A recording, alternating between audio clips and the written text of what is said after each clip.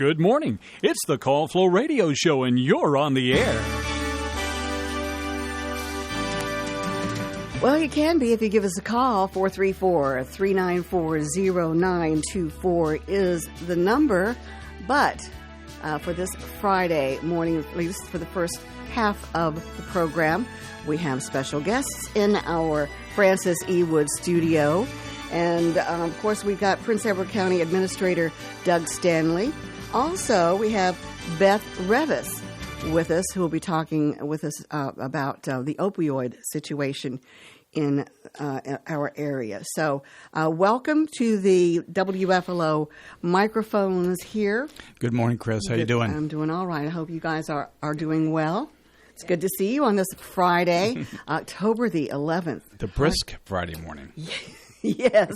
I've had my heat on for a couple of nights, so, you know, it's been... I do like to sleep in the cool, so I usually just turn it on in the cabin proper. So anyway, it's that time of the year, finally. All right, Doug, we're going to start off with you about what's going on with your supervisor meeting. Yeah, so the Board of Supervisors had their monthly meeting on Tuesday the 8th. Few items. One big one, we had a public hearing on an amendment to the FY25 county budget and the county school budget for $905,976.56. This was state carryover funding for the school system.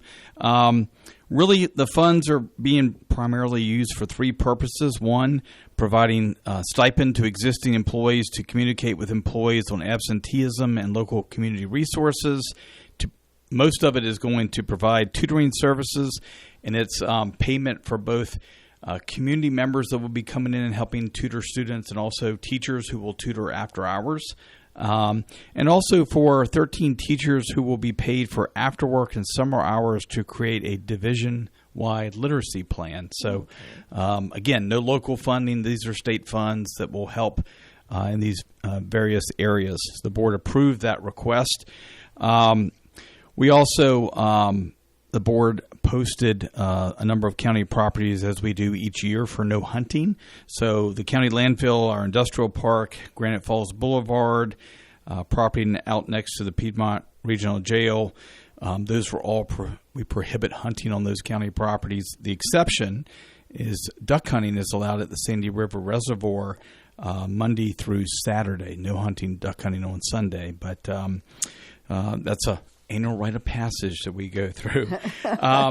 We heard community partner reports from the Farmville Area Chamber of Commerce from Jen Cox, and it's a great to hear the local activity of local businesses in our community. Mm-hmm. We have a strong chamber who is very active, and they talked about one of the upcoming events. They're going to have a wedding expo coming up later this year, and so they're getting excited. And that's kind of, I'll say, matching up with our efforts. We're in the process of trying to, of course, promote weddings and wedding venues and all the various vendors that we have in the community, so that'll tie in nicely.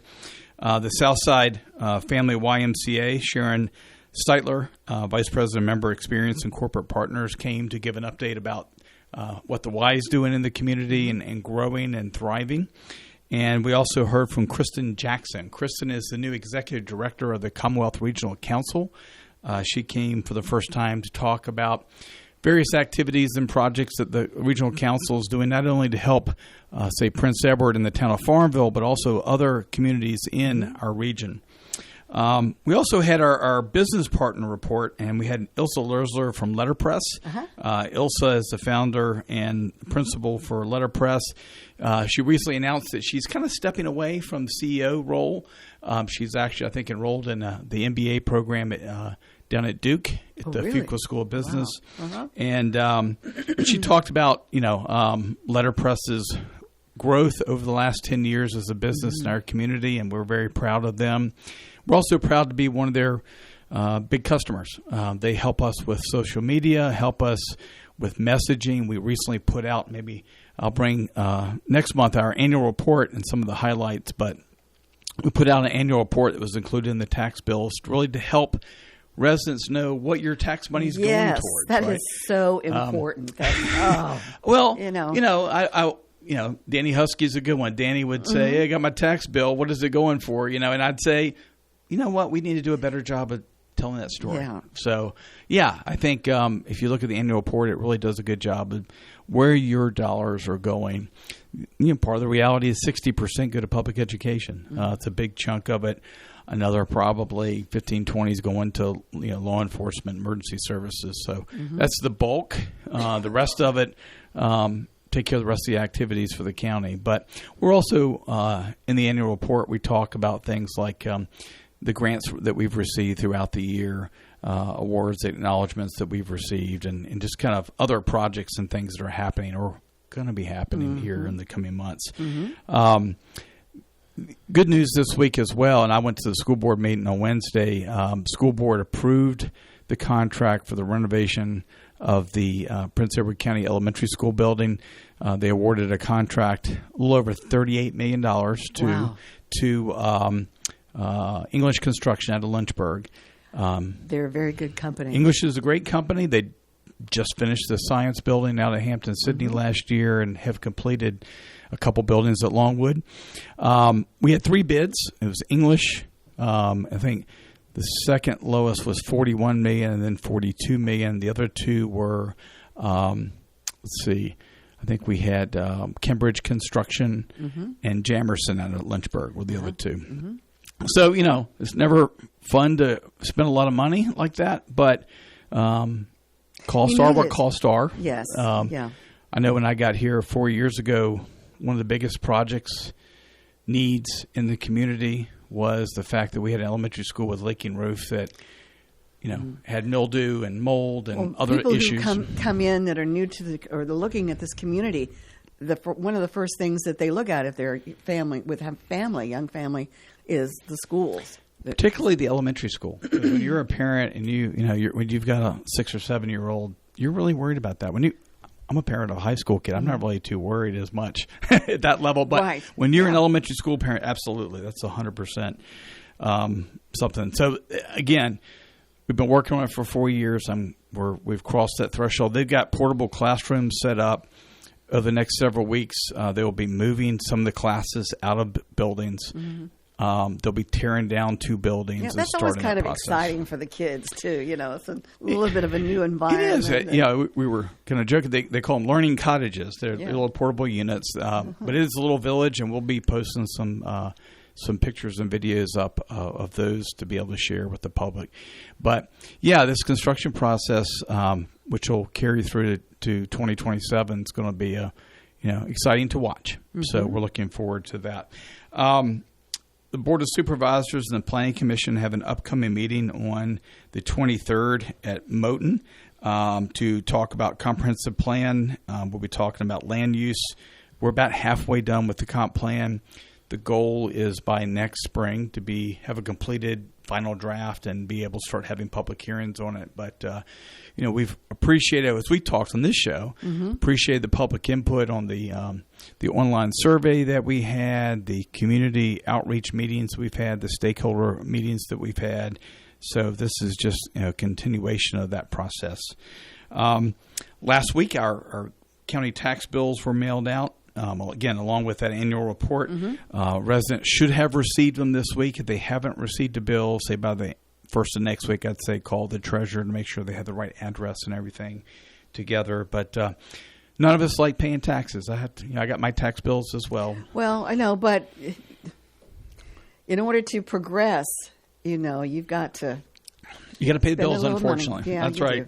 So, I think hopefully with the annual report, they see that we're doing what we can to spend the money wisely, but also, keep things down as low as we can as we progress, as you said, as a community. Another big thing coming up, October 19th, 9 a.m. to 1 p.m. at the parking lot behind the courthouse and town hall. We will hold the county's first annual household hazardous material pickup day. That's an opportunity for residents to bring in items like cleaners, oils, solvents, paints. Yes, all that stuff that's under your cabinets or out in the garage that should not go in the trash and the landfill. And you don't know what to do with it. That is your opportunity to bring that stuff in. no cost to the resident. Is this- We will not take business materials, obviously, but Right. residents will have an opportunity to bring that stuff and have it disposed of properly. That we have a outside vendor who will come in and set up shop and take all that stuff from your vehicle and put it in the proper container, and you go back home. So, again, 9 a.m. to 1 p.m. I'll try to send you a flyer Yes, so you can please. share that Yeah. between now and the A 19th. question: do you have to be a Prince Edward County Prince Edward County resident. Daggone it. But we Okay. can encourage your folks in other counties as well to hold one. Yes. A couple other minor highlights before we jump to Beth. One, our landfill project we've talked about. Mm-hmm. It's we'll be hopefully in the next couple of days sharing some photos on Facebook. But we've got the new liner in. That project is closing out and will be completed by the end of the year. So we're excited about getting that project knocked out. Where is that landfill going to be again? It's our existing landfill out in Prospect. Okay. Yep. Gotcha. And but yeah, what it's going to do is gives us space capacity for another 12 years of trash. We've got 500 acres out there. We've got enough room ultimately to take care of our needs long after we're all gone. But each cell has to have a special liner. We have to take care of the leachate, the water that comes off of that area. Yeah. So all that's been engineered, permitted, approved, now constructed, and we'll be finishing that up here Well, that's great. shortly. Yeah. But no, I think that's pretty much the county report for this month. And again, I'm excited to bring Beth Revis here with me today. Beth and I have worked together before. She was my social services director in Warren County, Virginia. And I'll let her talk about her background. But she had been working there, setting up a recovery court or drug court. And we were in the process. I know discussions have been going on here for a few years. Our chief judge, Don Blesson, had talked to me about it. And we applied for some grant funding and were successful to get a grant to help us kind of coordinate that effort and how we're going to respond to the opioid epidemic, but also how to spend the money that we're getting from all these drug settlements that is coming in. So counties, receiving money, and we have to spend it only for things opioid. So we need to have a coordinated plan on how to do that. Right. So we got a grant through the Opioid Authority for the state. We advertised for consultants. Beth put a proposal in, and we were excited to be able to contract with her to be able to give us some guidance because she has the experience. So Okay. I want to make mention to our listeners out there that the lines are going to be open at 434-394-0924 specifically for questions if you have, because we have Doug here, we have Beth here to answer any questions that you may have about the Board of Supervisors meeting or what's the upcoming talk about the opioids. So we do have open lines for that. It's 434-394-0924. Okay, go ahead. I didn't mean to interrupt you. With that, I'm going to turn things over to Beth. Okay, I would like to. I would like to tell you a little bit about what the drug court. It's now called recovery court because there's several different kinds of courts. There's alcohol or DUI courts, veterans courts, mental health courts. What we're starting in Prince Edward, Cumberland, and Buckingham. It's a 3-jurisdiction court, so we'll be serving all 3 jurisdictions.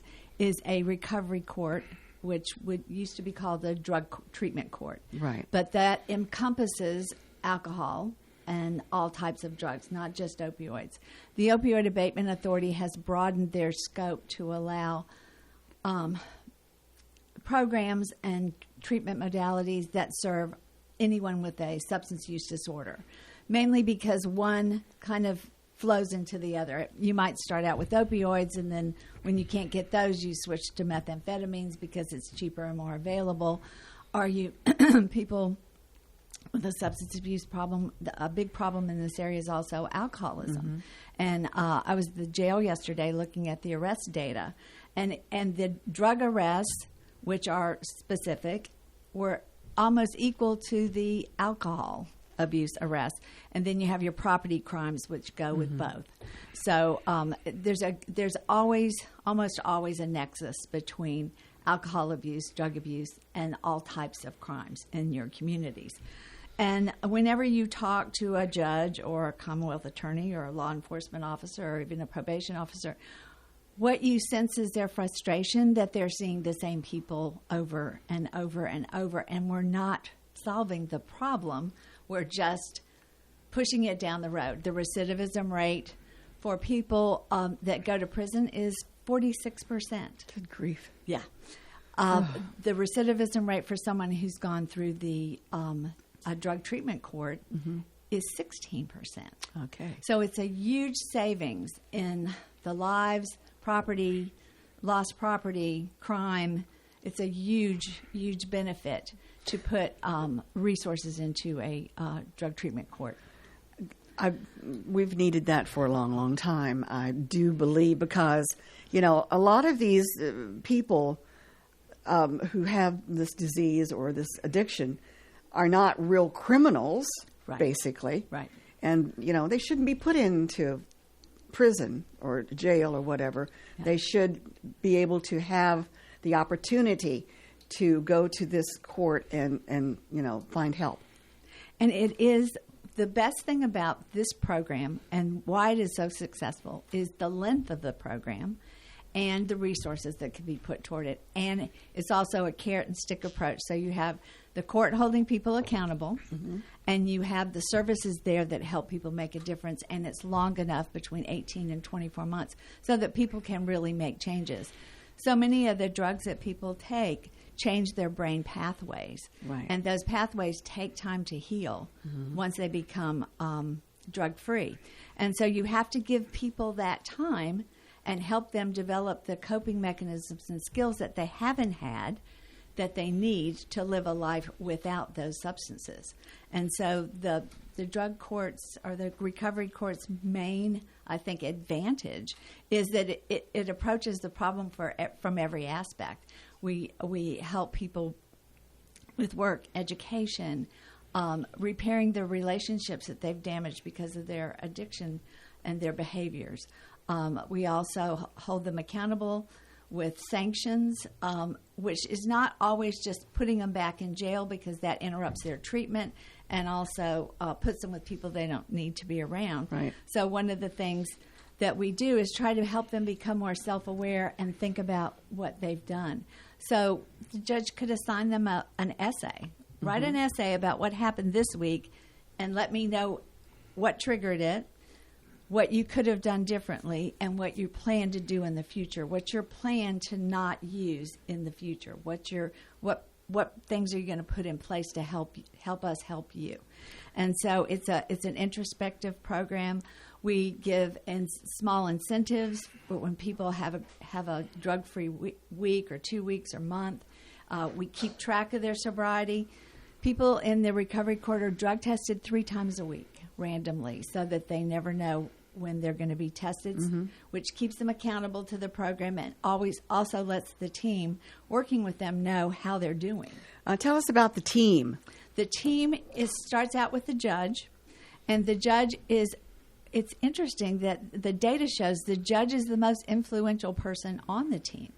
The judge interaction with participants in the drug court is so different from what it normally is. It's normally more of an adversarial relationship. In a recovery court, the judge is a mentor. It's a coach. He's someone who talks to you about what's going on in your life. How did this start? What happened? How do we get here, and where do we need to go? Well, now, where do you obtain these people, like the judge or the members of the team? Are they sociologists? Are they psychiatrists? You know, what are they? Well, who are they? They bring their own expertise to the program. The entire team is a judge, a Commonwealth attorney. Their job, the Commonwealth attorney's job, is to look after public safety. So they're always looking for things within the participants that they need to track and pay attention to in case that person all of a sudden becomes a safety risk to the community, and then they can no longer be in the program. They also do some of the initial screening, because there are some statutory Requirement? What? It's not so much a requirement, exclusions. Oh, okay. The Code of Virginia has specific exclusions of people that can't participate in the drug court. Violent criminals are one of those exclusions.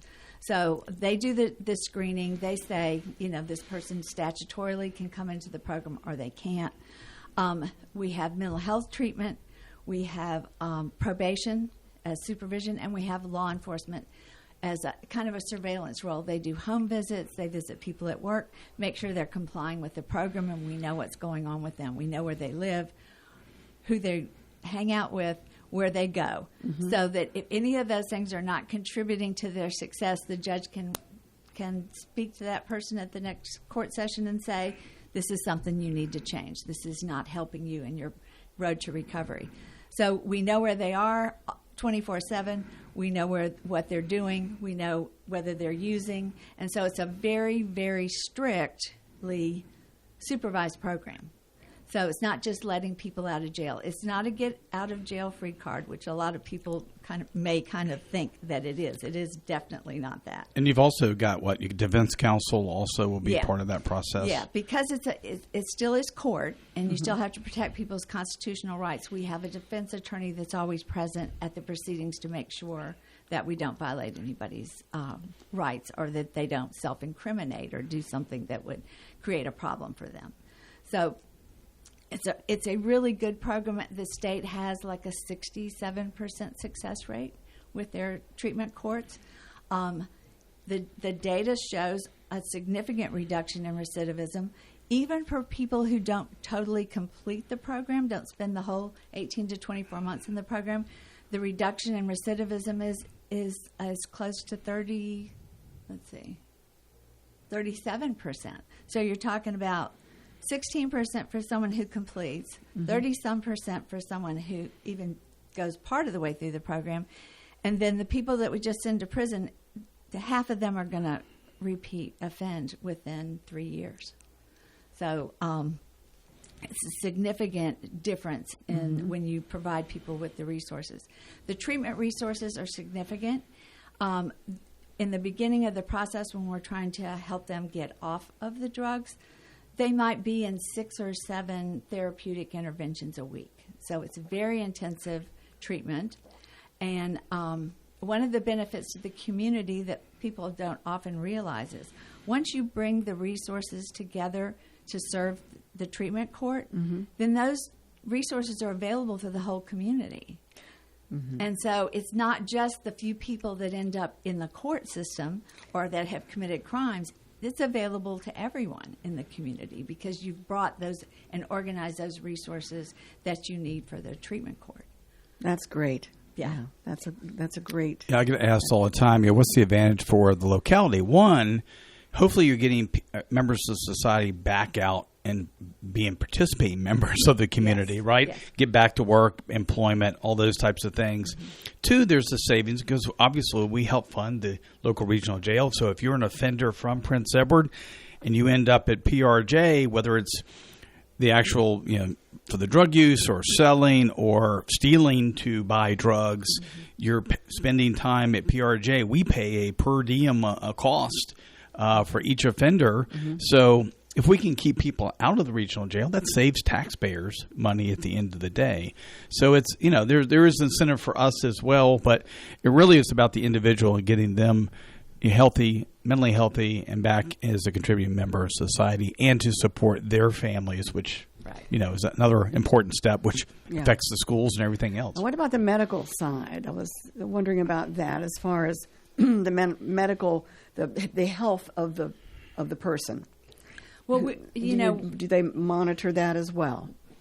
A lot of these people haven't had any medical care in years because it's just not something that they spend their time seeking out.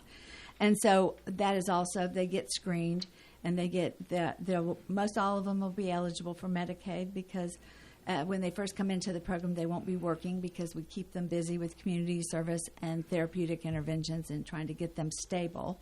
And so we also will make sure that they have dental care and health care and we're also going to be dealing with co-occurring mental health disorders like depression or anxiety or trauma that may have been the reason that they started using in the first place. Right. So it's a very holistic approach, and we make sure that their rights are protected, that the community is safe, that they're doing what they need to do and progressing in the program, and the program goes from creating drug-free stability in their lives, and then helping them rebuild their lives, their relationships, their housing, their work history, and education, whatever it is that they're going to need to move forward.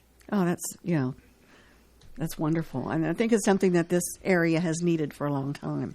Most areas in Virginia already have drug courts. Central Virginia is kind of a desert for drug courts, but I know that we have visited Halifax County's drug court, and seeing the people and what they've accomplished and what they're doing now and what they had been doing is just quite a remarkable thing to watch.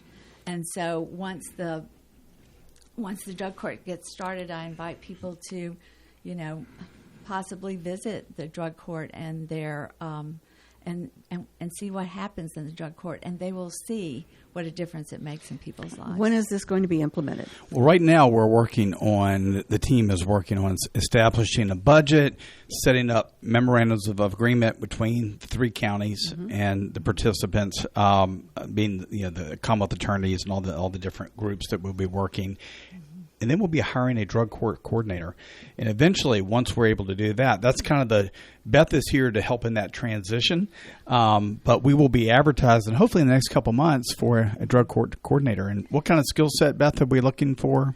Well, we're looking for somebody who has some experience dealing with people that have substance abuse disorder. It could be a probation background. It could be a social service background. It could be a mental health background. But they also have to have organizational skills because they're going to be monitoring the grants. They're going to be writing grants. They're going to be keeping all the records for the court. They're going to be interfacing with the public, seeking contributions and things that the court needs, and organizing the docket for the judge and making sure he has an accurate report of each participant and what they've done since the last court session so that they can make decisions about whether to incentivize or sanction their behavior between the two courts. We try to do 4 times the incentives that we do to every sanction. Some person that comes before the judge might get sanctioned for something they did, but also incentivized by the judge telling them, you didn't use for 2 weeks. That's a great thing. You may have messed up a little bit over here. You didn't meet your curfew. You didn't go to all your appointments. But you did some things good, and we're going to talk about those too. And so the judge has a real conversation with people and develops a relationship with them. And that seems to be a real determinant of success as I look at the data.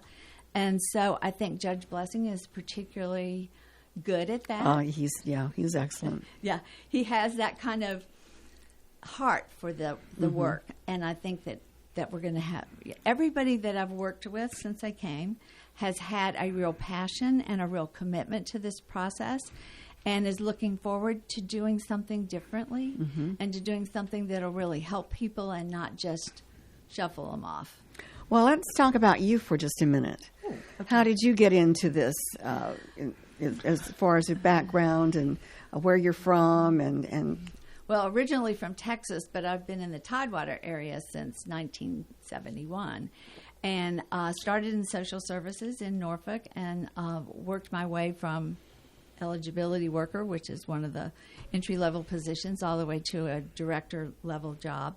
I left Norfolk, worked briefly in Chesapeake, then I went to Franklin City, was a director there, and then I went from Franklin to Front Royal in Warren County, and I was the director there. I retired from there with 46 years of service. She started when she was 10. I know. Not I wish.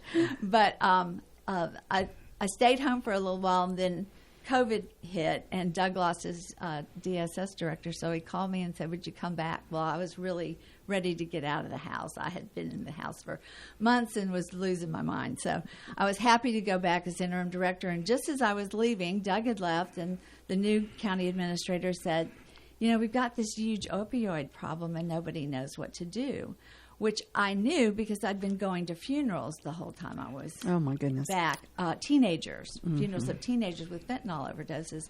And I was really concerned about that situation, and we'd done some work with the parents in the schools to educate them about the dangers of fentanyl so they could talk to their kids. But I really felt like there was a lot more that needed to be done, and so did the Board of Supervisors. So we started a committee, and we started to look at the problem, and the complaint was always at every meeting, we don't have any services. And so I was like, well, there's a county, like 15 minutes away that has services, so I'm going to go over there and find out how they got them. And so when I went over to Winchester and that area, that's what they said. We started a drug court, and then that kind of solidified the services that we needed for the court, which then made them expand for the entire community. So that's exactly how it got started, and so I got that court up and running, got the staff trained, and put all the logistics in place, which takes a fair amount of work because it's a lot of moving parts. And so when Doug called and said, this is something we want to do, I was really anxious to come do it again because I really am passionate and believe this, and the data supports the work that the treatment courts are doing. And so I was happy to come here. And so far I haven't had any pushback. I ran into a few people in Warren County that were not on board, but they got on board eventually when they really knew and understood. They had legitimate concerns and questions, and I welcome that because that's what this is all about, understanding what it is, what it isn't, why you don't need to fear Communicating. it. Yeah. And so Face to face. when people come at me with questions, I'm happy to answer them because I've been doing the research and working with the courts for so long. I can usually answer most questions and alleviate people's fears. And a good question is always, why aren't we putting our money on the youth? Why are we wasting our money on people who have already messed up? Well, there's good underneath all of that, you know. We need to do both. Yeah. And there's programs in the schools to discourage kids, encourage self-esteem, which is one of the issues why kids start using drugs. But we also need to not throw away a whole segment of society who has, sometimes through no fault of their own, have a substance use disorder. And they are the parents of those kids. So, it's so important to have a good, solid nuclear family that can be there to support the kids in school and everything else. The data in the United States says that 1 in 4 Americans know somebody with a significant substance abuse disorder of some kind. So that affects 1 in 4 Americans. That's all of us. So you have a neighbor, or you have a relative, or you have a kid in your church, or you have a family that's struggling. And so it's not those people anymore. It's all of us. And all of us have to be part of the solution. I think one of the real advantages we have here, we have the judge is extremely supportive. Our 3 Commonwealth attorneys, and Megan, Hannah, and Kemper, they're all behind it. So everybody is on board to move this project forward, and that makes it a lot easier for us. Yes, it does. Everybody's been positive. Everybody's been anxious to get it started. And, I couldn't have asked for a better group of people to work with. Well, that's wonderful. And like I said, this is what we've needed. And the sooner you can get it started, the better, you know. We're kind of targeting January 1st to have our first docket. And I think we're on, on track to make that happen. That's great. That's great. Well, thank you, Chris, as always. You've enlightened me, and I hope that our listeners can have I know that they've gotten some information. Good. And maybe we can come back after the first year, after we're up and running, and just give you a little update. We've got hopefully Beth through middle April or so next year. So she'll still be here even after we hire a coordinator. Maybe we'll get Beth and the coordinator to come in and talk. But Beth's here to her job is really to help the Commonwealth attorneys and the judge getting everything set up, and then help train and transition the director once they get here. Yeah. All right. Sounds great. Thank you for having me. Oh, listen, it's been enlightening. It really has. And, of course, we always appreciate Doug coming in and letting us know what's going on in the county as well. So we'll hopefully be able to talk to you later on and hope that you're successful. Thank you so much. Sounds like you're on the right track. Thanks All right. very All much. right. Thank you, Chris. All right. Take care. All right. That was Beth Revis and Doug Stanley talking to us about the drug court they're going to be implementing here within the next months or so, and just a wonderful thing that's going to be another one of those resources for those three counties that we can rely on as far as keeping those who are addicted or have the disorders out of the jails and getting some help. Okay, our time, is 8:41. We've got some business to take care of. Hi, John. Hello. How you doing? I am all right. How are you, Chris? Well, it's another Friday, It is. Funny how that works It out. is funny how that works. We've got the weather forecast coming up for you on WFLO. It's brought to you by the Bank of Charlotte County. Hello, I'm Stuart Wilborn, manager of the Bank of Charlotte County Loan Office in downtown Farmville. I invite you to call or come by and see me about your loan needs. Whether it's time to purchase investment property, build your dream house, expand your business, or purchase timberland or farmland, you will find old school personal assistance with attention to detail. Stop by our office at 216 North Main Street or call us at 391-1136. The Bank of Charlotte County, giving you more for your banking needs. Member FDIC and Equal Housing Lender. The WFLO forecast calls for sunny skies today with a high around 69. For tonight, we'll get clear skies as well with a low of 43. On Saturday, we'll see a high of 77 degrees under sunshine. Saturday night, we'll clear skies with a low of 49. On Sunday, sunny with a high of 79 degrees. Sunday night, mostly clear with a low of 58. Columbus Day, Monday, sunny with a high around 69 degrees. Monday night, partly cloudy with a low of 43. And for Tuesday, mostly sunny, but get this, we'll have only a high of 59 degrees on Tuesday. It's starting to get cold. Starting to get a little chilly. Today's a perfect example of that. Yeah. Well, your humidity is at 99%. Let me see if I've got that right. Nope, humidity at 82%. Our winds from the northwest are relatively light. We have a barometer that's rising at 30.24 inches. And our current conditions are lots of sunshine outside.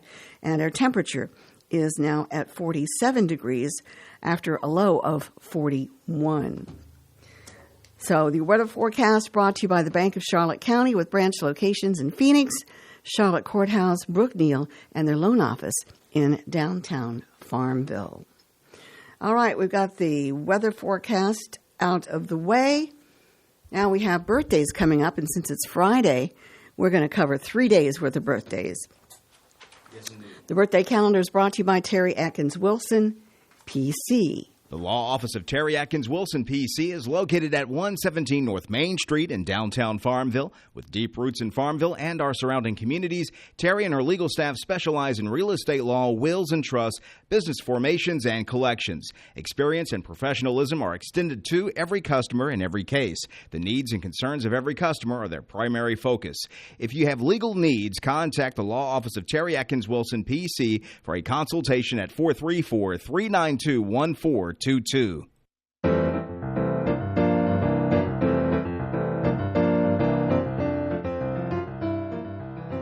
All right, that's a jazzy tune there with birthdays. Going to hand it over to John Staten and let us know who's celebrating. All right, for today, Friday, October 11th, happy birthday going out to Carter Ames. We have an anniversary couple as well, John and Betty Harris. And that's all I've got for today. Then tomorrow, Yom Kippur. Yom Kippur. On the 12th. Oh, all right. Saturday. Happy birthday going out to June Ellett. Ellett. And another anniversary, Charlie and Amanda Atkinson having an anniversary tomorrow. Now, we're moving on to Sunday. This is where the list gets bigger. I saw that. Yeah. Ernest Atkins, Shakara Jones, Sherry Gillian, Cricket Cawley, Kelsey Cawley, Will Adams. We have an anniversary couple, Ben and Sarah Simmons. And last but not least, our very own Danny Husky. He's got a birthday on Sunday. On Sunday, the 13th. I thought there was an 11th birthday down there at the bottom of the page. Yeah, it's out of order. I'm dumb. I go in order of the dates. I didn't realize we went back into the future here at the bottom. Okay. Noah's lifting his hand. Oh, so Noah took the Wayback Time machine and... Okay, well, that's good. It's okay. Well, anything to throw me under the bus. That's all right. October 11th, happy birthday going out to Linda Varner. Of course, Linda. Yeah. And then we got one for the 12th then. Okay. Jenny Hardy. Okay. Celebrating. Do we have any more, Noah? Pray tell. You want to drop the bomb on us here? Well, at least we got them on. We got them on. Yes. That's the main thing. Yeah. Good deal. All right. How can they get the names to us? Well, you could send them in weird orders like we've got, or you can send them on the day of, or whatever the case may be. 434-394, I believe, 0924 if you'd like to call, make some corrections, or just add on. Otherwise, send those names, birthdays, anniversaries to birthdays at WFLO.net. All right. And then on the... no, I'm just kidding. All right. Okay. For the right legal advice, visit Terry Atkins Wilson, PC. Her office is located on Main Street in downtown Farmville. Want to make mention that High Street there in front of the Wyandotte was closed a little earlier. Closed? They're doing some tree work. I don't know whether they're cutting down some trees or limbing them or whatever. Cutting the trees on Elm Street? Is that what you're saying? No. Yeah. No. Yeah. Okay. Cutting the trees on High Street. Oh. High Street. Yeah. Oak Street? Nope, just the Maple. I think French. The French. we can go down the list of the French building, I believe. The French building. Yes. Okay. All right. Time is 8:48. That was a very interesting interview with Doug Stanley and Beth Revis, and so we gave them a little more time to explain some things about the drug court and what's going on in the county. So anyway, we've got our history lesson, very brief one. In 2002, the U.S. Congress passed a bill by a wide margin granting U.S. President George W. Bush broad authority to use force against Iraq. Repeat that again. 2002, the U.S. Congress passed a bill by a wide margin granting U.S. President George W. Bush broad authority to use force against Iraq. Now, I'm not the biggest fan of Bush, but I will say that's the part that gets left out a lot of times. Oh, he dragged us into this war. He wasn't the only one. Right. That's right. So lay blame on some other people as well, not just at his footsteps. All right. In the year 2000, in a ceremony in London, International Women of the Year Association awarded the greatest woman achiever of the century to Russian cosmonaut Valentina V. Tereskova. What a name. She was the first woman in space. Okay. Let's see. 1991, during the confirmation hearings of Clarence Thomas, who had been nominated to the U.S. Supreme Court, American lawyer Anita Hill testified before the Senate Judiciary Committee and accused him of sexual harassment. Her allegations polarized Americans, and Thomas was narrowly confirmed by a vote of 52-48. Still there, too. Yep. 1984, American astronaut Catherine Sullivan became the first woman to walk in space. In 1975, the TV sketch comedy and variety show Saturday Night Live debuted on NBC and became a landmark in American television. They're not ready for primetime players. That's right. That's exactly what they were. I see John Belushi in there. 1974, the Nuclear Regulatory Commission, or the NRC, was established by President Gerald R. Ford to oversee the civilian use of nuclear materials in the United States. 1971, British musician John Lennon's Imagine was released as a single, an iconic song of hope and peace. It is arguably the best-known work of his solo career. Any comments about that? Not really. Okay. 1958, the unmanned U.S. deep space probe Pioneer 1 was launched into lunar orbit. 1944, the film noir classic Lara, starring Gene Tierney and Dana Andrews, premiered in New York City.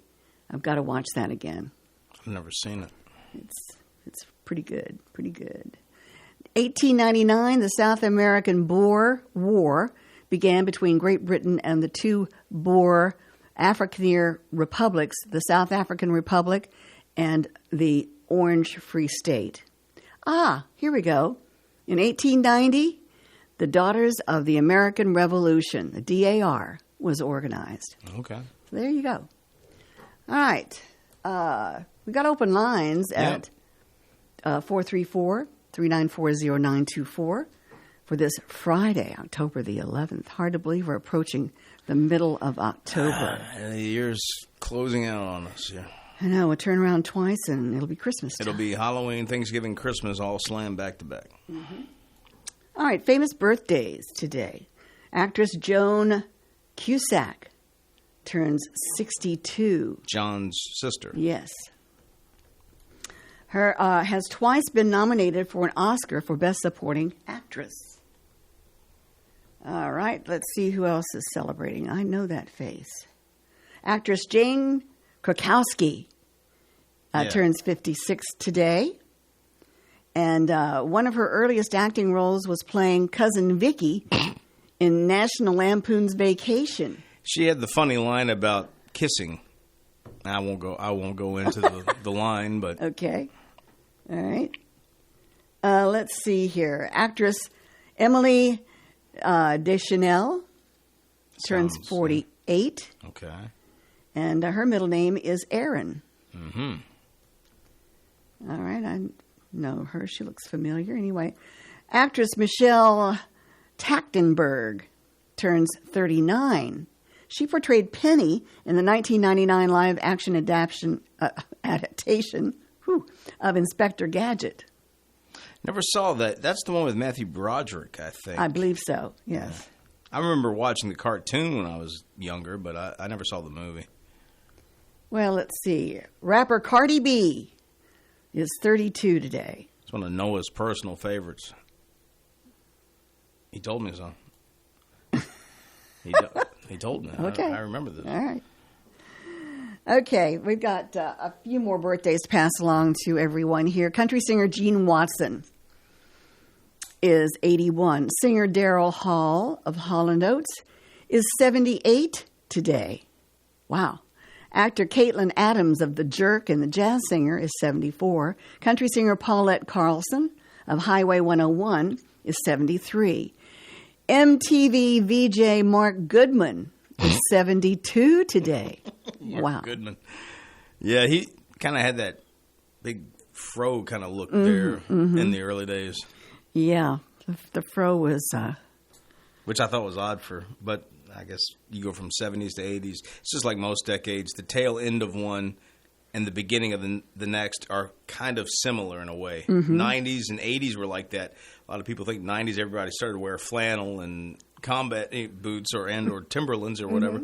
But the early 90s were very colorful, just like the late 80s were. Polyester. Boy, oh boy. All right, where was I? Actor David Morse of St. Elsewhere, 71. Actor Steven Spinella of 24 is 68 today. Guitarist Scott Johnson of Gin Blossoms is 62. Actor-writer Michael J. Nelson of Mystery Science Theater 3000. Used to watch that a lot. Mystery Science Theater? Yeah, that was the show where the premise was they were forced to watch these really bad old B movies. Mm-hmm.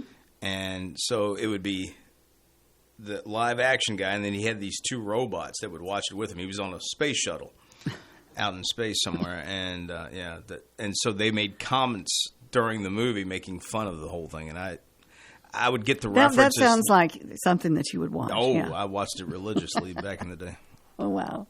Well, anyway, Michael J. Nelson is 60 today. Okay. Actor Sean Patrick Flannery is 59. Actor Lenny James of The Walking Dead is 59.